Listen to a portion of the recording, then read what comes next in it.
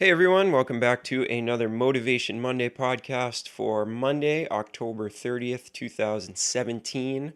Hope you guys had a fantastic weekend and hope you are ready to jump into this week inspired, ready to go, ready to get the instrument out and practice your butt off to try to get better this week. So, this week we're going to talk a little bit about left brain versus right brain. Um, this is a discussion that comes up really, really often with musicians. And I think it's important to think about, not in terms of am I using my left brain or my right brain, but just thinking about the two facets of practicing an instrument and practicing jazz. So we have to be a little bit analytical when we're practicing, and obviously we have to be very creative, all at the sort of the same time. So your left brain is your analytical side, your logical side, your problem solving side. And your right brain is your more creative, intuitive side of things. So obviously, both of these are very, very important. And let's talk a little bit about why and how you can use both sides of your brain to your advantage when you're practicing. So, the left brain, obviously, we need this to think about things like music theory. If you really think about music theory, it's a little bit like math in certain ways. I call it math with practical ear applications because you both need to analyze these things on paper and actually do a little bit of math when you're thinking about music theory, but you also need to hear these things to process them. Because when we're talking about music as an art form, it doesn't make sense on paper unless you hear it as well. There's no point in figuring out some mathematical formula for music without having a practical application to make it sound good to the end listener, right? So we need that left side of our brain in order to sit down and work things out on paper. So if I'm talking about, a key signature, or if I'm talking about using a certain scale over a certain set of chord changes, a lot of us need to actually see it on paper, be able to analyze it, think about where the half steps and the whole steps are, and kind of put that together in our brain first. I'm definitely one of those types of people. Other folks will just, hear a scale, figure it out by ear, and have it underneath their fingers and in their minds without ever seeing it on paper. I'm a very visual learner, and that has its advantages and disadvantages when it comes to music. I work every day at becoming more of an ear learner, but I do think it's really important if your natural inclination is to see some things on paper to maybe write some stuff out and study it by looking at it. There's absolutely nothing wrong with that as long as you're taking care of the ear side of things as well. You got to be doing both things to become a complete musician.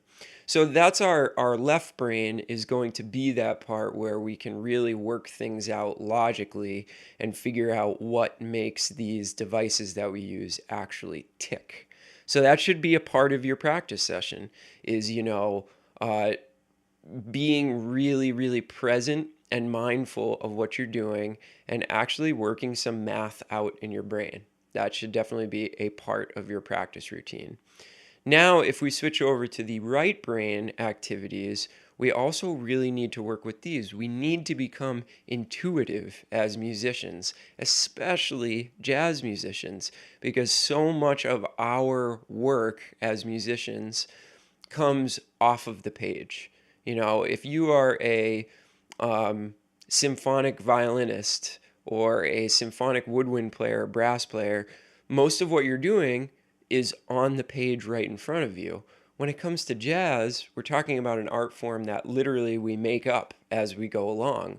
So the intuitiveness, the creativity, the ability to break out of our patterns and try something new is really very, very important. So that needs to be a part of your practice routine as well. At the end of the day, what I do is I literally just play. I place no restrictions on myself and I just allow myself to be completely and totally creative and intuitive. And I just sit and play for about 10 minutes. So at that point, I'm really working out the right side of my brain, the intuitive part of my brain. And I think it's so important that in every practice session, we get a little bit of both. where maybe at the beginning of the practice session, when our minds are the sharpest and we can do our problem solving in our most effective way, we work out that left side of our brain.